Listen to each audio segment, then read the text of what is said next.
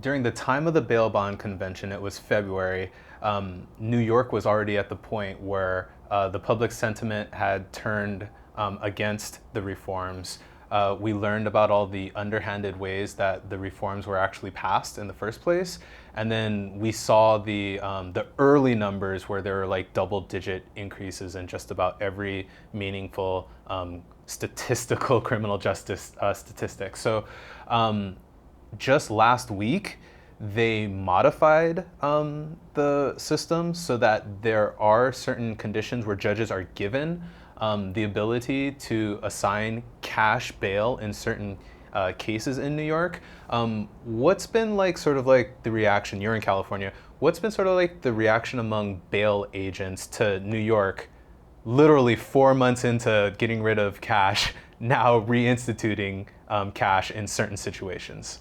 Well, I mean, I think there's a sense of relief. I mean, I think, when this happened, everyone knew it was going to be a complete and utter failure, and it was going to be a dangerous failure. And that's exactly what happened. And I mean, you think about it, a market the size of New York, to turn their bail reform effort around within 4 months is pretty astonishing. To show you the magnitude of the failure that it is. They learned very quickly you can't release people without accountability.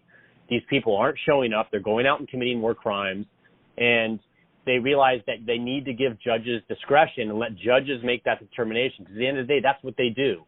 And that's what they're good at. And I think there's a sense of relief. I think it's still too early for agents to really kind of see the uptick in business. But I think it's going to be there because I think people were fed up with the crime. And for the fact that it happened in a major media market like New York, I think is good for the rest of the country to see their failure so that they don't repeat it. Well, yeah, and I've always been a big proponent. We're in Hawaii. We're usually like several years behind the movements on the mainland. I think we're in the perfect position, not to be too selfish, but this is where I'm at. I'm here in Hawaii. We could look at different jurisdictions like New York, Kentucky, the DC system. We have the luxury of being able to watch California, which has the referendum coming up in November, to see if you guys actually have cash bail or don't have it.